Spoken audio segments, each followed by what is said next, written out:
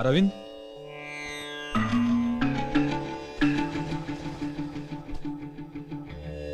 పద.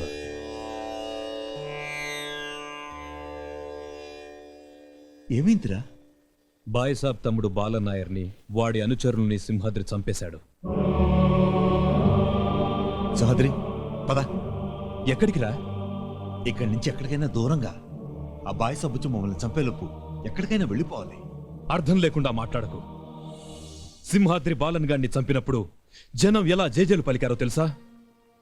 ఇవాళ వీణ్ణి చంపినవాడు రేపు బాయిసాబ్ని అడ్డంగా నరికేస్తాడని. ఇంకేం మాట్లాడద్దు.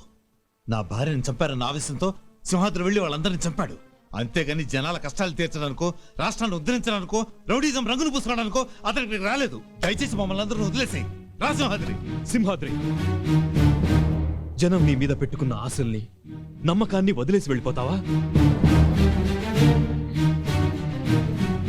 సింహాద్రి, మాతో వచ్చే ప్లీజ్.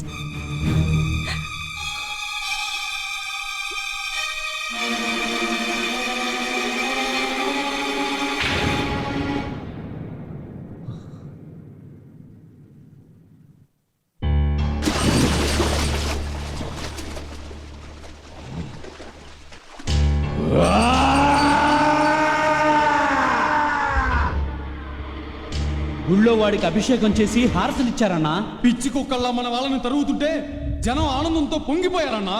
వాడి ఊరు పేరు తెలియకపోయినా వాళ్ళని ఉద్ధరించి అన్నొచ్చాడని అందరూ సంబరపడిపోతున్నారన్నా.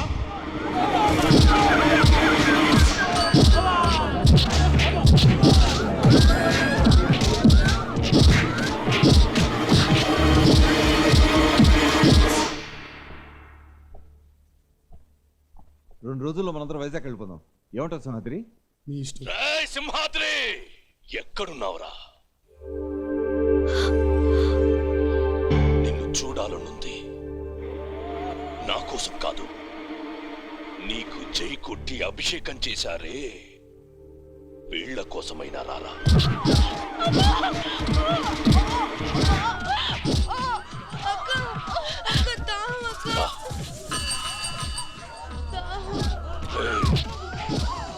నీకు మంచి నీళ్ళిస్తాను.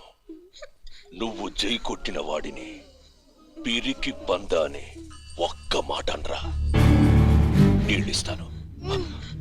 మా అన్న దాక్కోడు, త్వరలో వస్తాడు, నిన్ను వదలడు. రమ్మను, రమ్మన్రా. అన్నా!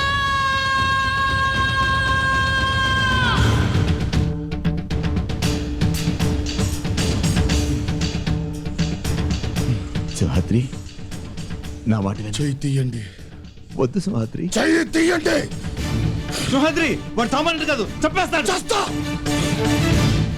10 మంది చల్లగా ఉండడం కోసం ఒకరిని చంపడానికైనా నీ చావడానికైనా సిద్ధం. సింహాద్రి, సింహాద్రి.